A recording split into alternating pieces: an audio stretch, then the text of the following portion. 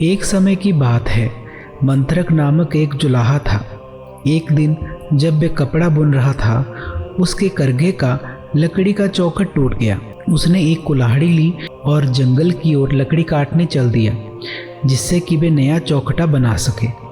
वह जंगल में चारों ओर घूमा, किंतु उसे उचित लकड़ी नहीं मिली। वह जंगल से समुद्र के किनारे की ओर गया, जहां उसे एक विशाल वृक्ष दिखाई दिया।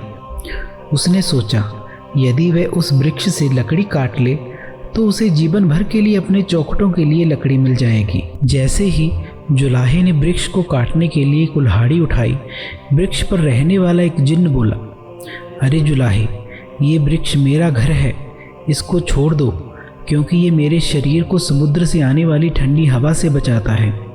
मंत्रक ने कहा, श्रीमान, यदि मैं ये वृक्ष काटकर लकड़ी घर नहीं ले जाऊंगा तो मेरा परिवार भूख से मर जाएगा। अतः कृपया तुम कहीं और चले जाओ, क्योंकि मुझे तो ये वृक्ष काटना ही है। जिन ने उत्तर दिया, यदि तुम ये वृक्ष नहीं काटोगे तो मैं तुम्हें तुम्हारी इच्छा अनुसार एक वरदान दूंगा। जुलाहे ने कहा, श्रीमान, यदि ये बात है तो मुझे घर जाकर अपनी पत्नी और मित्रों से पूछना होगा। जब मैं वापस लौटूंगा तो मैं जो भी मांगूंगा मुझे दे देना। जिन ने कहा, ठीक है, और जुलाहा खुशी खुशी घर लौट गया। नगर में वापस आकर वह अपने मित्र नाई से मिला और बोला, मित्र, एक जिन्न ने मुझे वह मांगा वरदान देने का निश्चय किया है। मित्रों और मेरी पत्नी से मंत्रणा करने का समय दिया है। मुझे बताओ कि मुझे उससे क्या मांगना चाहिए। नाई ने उत्तर दिया, प्रिय मित्र, उससे एक राज्य मांग लो जहाँ के तुम राजा होगे और मैं तुम्हारा प्रधानमंत्री। तुम्हारे पास एक महल होगा जहाँ तुम वैभवपूर्ण जीवन जी सकोगे। मंत्रक ने कहा, सच है, किंतु मैं एक बार अपनी पत्नी से भी पूछ लेता हूँ। नाई ने कहा, एक समझदार व्यक्ति को कदापि स्त्रियों से उनकी राय नहीं पूछनी चाहिए। वह स्त्री को भोजन, वस्त्र, आभूषण और सबसे बढ़कर विवाह का सुख दे सकता है, किंतु उसे कदापि उसकी राय नहीं पूछनी चाहिए, क्योंकि स्त्रियां केवल अपने हित की बात सोचती हैं और उनमें समझ बूझ कम होती है।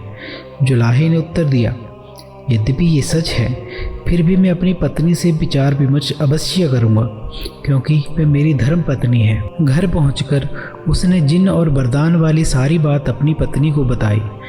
उसने ये भी बताया कि नाई ने उसे क्या सलाह दी है। उसकी पत्नी बोली, हे मेरे नाथ, कोई भी समझदार व्यक्ति बच्चों, नाइयों, नौकरों और भिखारियों से परामर्श नहीं करेगा। एक राजा का जीवन कठिनाइयों से भरा होता है।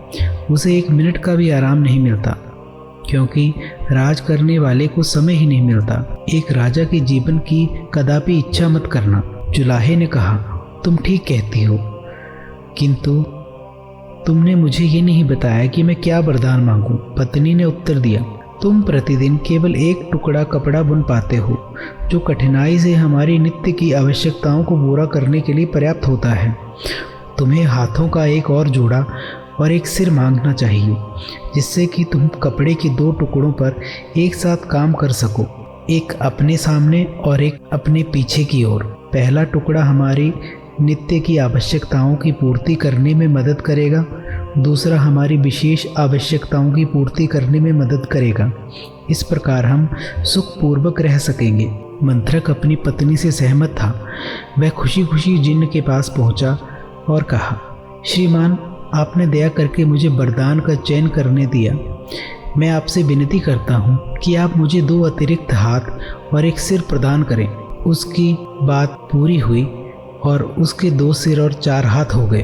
बेचारे जुलाहे ने आनंदपूर्वक घर का रुख किया।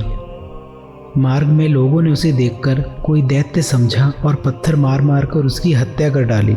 जिसके पास अपनी समझ बूझ नहीं होती, वह अपना सर्वनाश कर लेता है।